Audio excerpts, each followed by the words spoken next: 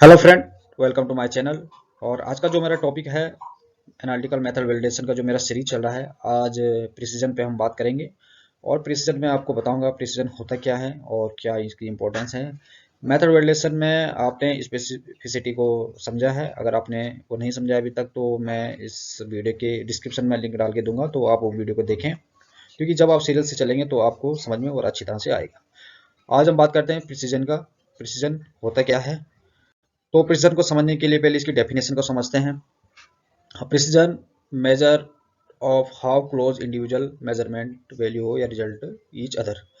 मतलब ये बताता है कि जो आपकी वैल्यू आए हैं या रिजल्ट आए हैं, ये आपस में कितना प्रिसाइज है, मतलब ये आपस में कितना क्लोज है। तो यहाँ पे देखते हैं, जैसे यहाँ पे लिखा है कि एक्यूरेट प्रिसाइज।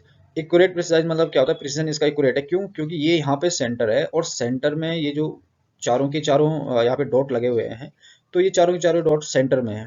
तो इसका मतलब ये क्या है, प्रिसीजन में ये एक्यूरेट है।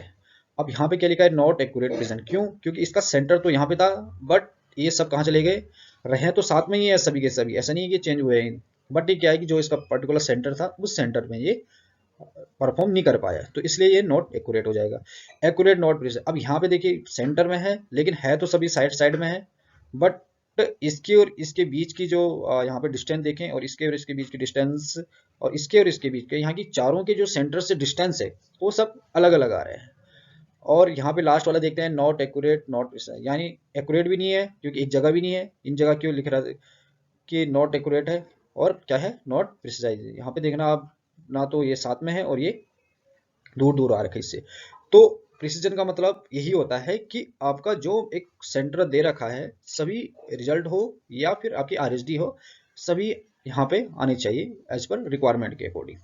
तो प्रिसीजन का मतलब यही होता है कि अगर आप एक इंजेक्शन को 10 बार 5 बार जो भी लगा रहे हो या 2 बार लगा रहे हो, तो उसका एरिया जो है या उसकी आरएसडी आसपास आनी चाहिए। एरिया आसपास आएंगे तो ऑटोमेटिक आरएसडी भी आसपास ही आएगी। तो इसलिए इस टेस्ट को करना बहुत ही जरूरी होता है, क्योंकि मेथड वैलिडेशन के टाइम पे हमें ये देखते हैं कि जो हमारा एचपीएलसी सिस्टम है, या जरूरी नहीं एचपीएलसी सिस्टम, आप यूबी पे भी अगर वर्क कर रहे हो, एमबी निकाल रहे हो, परफॉर्म कर रहे हैं, तो आप जिसमें भी परफॉर्म कर रहे हैं उसमें यही चीजें पता करते हैं कि सबसे पहले हमारा सिस्टम एक्यूरेट है, क्योंकि हमने एक सॉल्यूशन बनाया है, चाहे आप 10 पीपीएम का बनाओ, जितने भी पीपीएम का आपका स्टैंडर्ड है, आपने स्टैंडर्ड बनाया और उसको आपने इंजेक्शन लगाए हैं, तो रिप्लीकेट में वो इंजेक्शन उतने पे ही आना चाहिए। इसीलिए हम आरएसडी की लिमिट देते हैं, 2% की लिमिट देते हैं, एपीआई के केस में 1% देता है।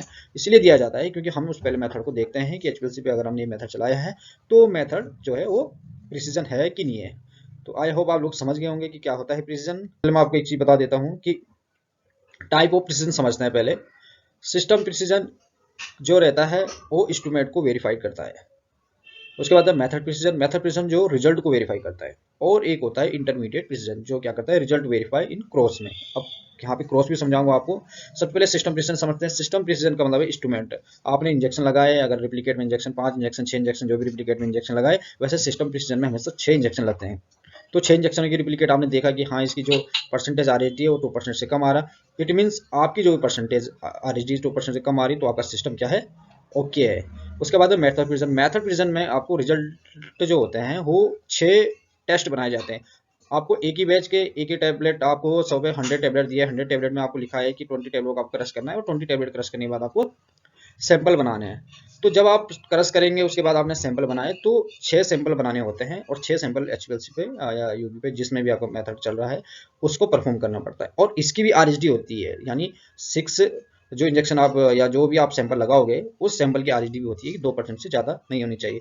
अभी आपकी लिमिट है 98 से सपोज 105% है जो भी है, तो उस केस में क्या है कि आपका जो रिजल्ट है वो आपने एक सैंपल बनाया और उसकी रिजल्ट की जो परसेंटेज आया वो आया 98, दूसरे का है 99। तो ऐसा नहीं होना चाहिए कि एक का रिजल्ट 98 आ रहा, दूसरे का 105 आ रहा, तीसरे का 110 आ रहा, ऐसा नहीं होना चाहिए। उसकी भी एक आरएसडी की लिमिट है।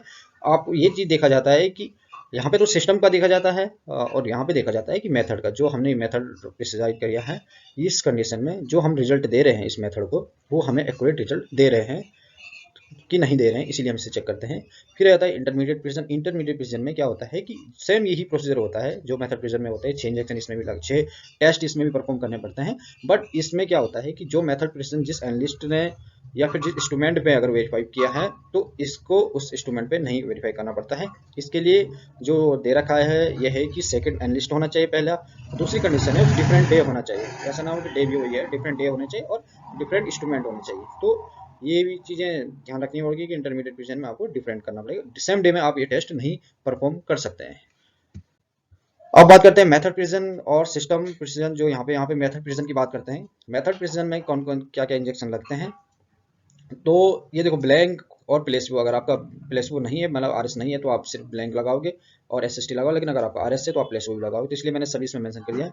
अब यहाँ पे ब्लैंक, प्लेसबो, एसएसटी और स्टैंडर्ड, अगर हम इसको यहाँ तक माने ब्लैंक से लेके स्टैंडर्ड तक, तो ये सिस्टम प्रिसिजन होता है, जो कि ये 6 लगते हैं और सिस्टम प्रिसिजन 6 इंजेक्शन लगते हैं और 6 इंजेक्शन की आरएसडी निकाली जाती है।